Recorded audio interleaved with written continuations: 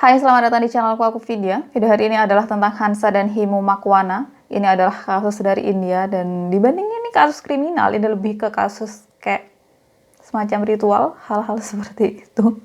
Sesuatu yang cukup nakutin buat aku. Dan meskipun ini durasinya nggak terlalu panjang, tapi ini cukup bikin horor. 15 April 2023 malam di Vincia, Gujarat, India. Pasangan suami istri yang berprofesi sebagai petani yaitu Himu Makwana yang berusia 38 tahun dan istrinya Hansa Makwana yang berusia 35 tahun antar kedua anak mereka, laki-laki berusia 13 tahun dan perempuan berusia 12 tahun ke rumah kerabat mereka yang tinggal di desa sebelah. Setelah antar kedua anaknya untuk bermalam di rumah kerabat mereka, Hansa dan Himu pulang. Sepanjang perjalanan, orang-orang yang lihat mereka bilang kalau Hansa dan Himu kayak pasangan kasmaran, saling pegangan tangan, lihat-lihatan sambil senyum-senyum, dan pakai pakaian yang cukup rapi. Pada malam itu, Himu pakai kemeja putih dan Hansa pakai sari berwarna merah. Besok sorenya, kedua anak mereka pulang, dan waktu kedua anaknya ini masuk ke dalam rumah, orang tuanya tuh nggak ada. Mereka panggil beberapa kali nggak ada, mereka keliling-keliling rumah orang tuanya ini tetap nggak ada, dan mereka kemudian pergi ke ladang karena kali aja orang tuanya ada di sana.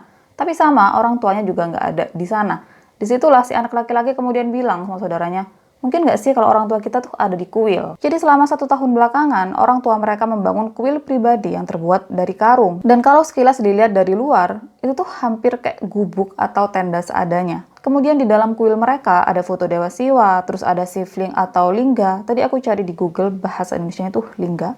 Kemudian juga ada yaknakun, dan aku nggak tahu bahasa Indonesianya apa, tapi ini kayak semacam kotak yang jadi wadah api. Kalau mungkin kalian pernah nonton film-film India, mereka kalau berdoa pasti ada yaknakun ini. Kemudian sore itu, waktu anak-anak pasangan Hansa dan Himu udah ada di depan kuil orang tua mereka, suasananya tuh sepi, padahal biasanya kalau orang tua mereka ada di dalam sana dan lagi berdoa, mereka nih bakalan denger suaranya mereka. Tapi sore itu bener-bener sepi banget. Dan karena mereka harus ngecek apakah orang tua mereka ada di dalam atau enggak, terlepas dari ada suara atau enggak, akhirnya mereka buka pintu kuil yang juga terbuat dari karung. Dan awalnya mereka nih kayak bingung dan masih nggak sadar dengan apa yang ada di dalam situ. Tapi setelah sadar mereka langsung teriak dan lari.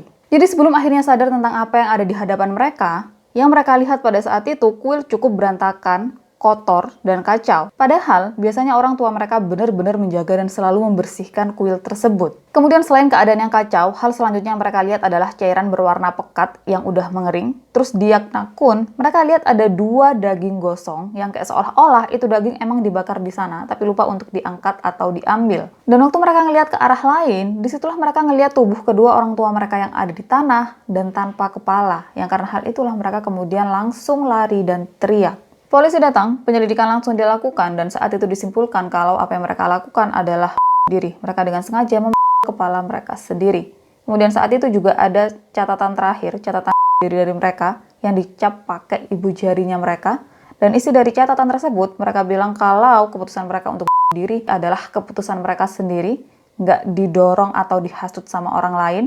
Kemudian mereka meminta kerabatnya untuk merawat anak-anak mereka. Dan beberapa omongan yang mengarahkan kalau Hansa lagi sakit. Kemudian kalau kalian bertanya-tanya tentang gimana caranya mereka berdua kepala mereka sendiri. Jadi di dalam kuil mereka membuat alat pancung mereka sendiri yang mirip kayak giotin. Jadi mereka tempatkan leher mereka di tengah-tengah alat tersebut. Terus alat tersebut ada talinya. Jadi kalau talinya ditarik, pisau atau bagian atas alat tersebut yang tajam bakalan ketarik ke atas. Dan kalau tali dilepas, bagian atas alat tersebut yang tajam bakalan langsung jatuh ke bawah dan potong apapun yang ada di bawahnya. Jadi pada malam setelah anterin anak-anaknya untuk tidur di rumah kerabat mereka, Hansa dan Himu pulang, masuk ke dalam kuil mereka dan menempatkan tubuh mereka di bawah alat pancung yang udah mereka buat sebelumnya. Dengan posisi kepala yang nantinya bakalan langsung jatuh ke yaknakun kalau udah terpenggal. Ini artinya daging gosong yang anak-anak Hansa dan Himu lihat di dalam yaknakun adalah kepala orang tuanya. Dan gak diketahui motifnya tuh apa, karena mereka berdua bukan keluarga yang miskin banget walaupun gak kaya banget. Pokoknya untuk kebutuhan sehari-hari semuanya tuh masih tercukupi, semuanya masih bisa dihandle.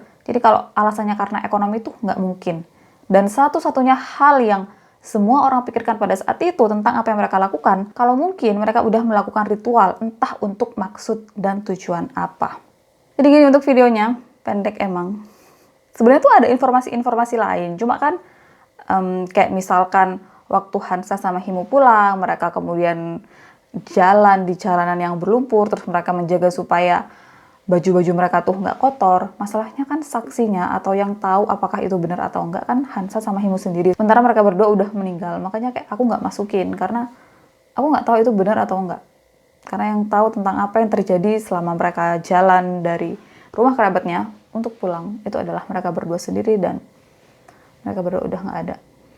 Dan ini cukup miris, aku cukup sedih tentang gimana nasib anak-anaknya, gimana bisa mereka ngelakuin hal seperti itu, ninggalin anak mereka begitu aja. Entah apapun alasannya, kamu lakuin hal seperti itu dan sekedar berharap atau sekedar meminta kerabatmu untuk merawat anak-anakmu. Aku nggak percaya sama hal seperti itu. Maksudnya iya, kadang ada beberapa kerabat yang kalau si orang tuanya masih hidup dia bakalan baik banget, tapi kalau orang tuanya udah nggak ada dia bakalan kayak tai banget. Jadi kayak kenapa bisa mereka pergi begitu aja terus sekedar menitipkan anaknya ke kerabat mereka? Karena nggak semua kerabat kayak malaikat, nggak semua kerabat baik. Jadi kayak gimana bisa mereka nggak sebertanggung jawab itu sama kehidupan anak-anak mereka. Jadi segini video untuk hari ini. Makasih udah nonton videoku. Kita ketemu di video-video lainnya.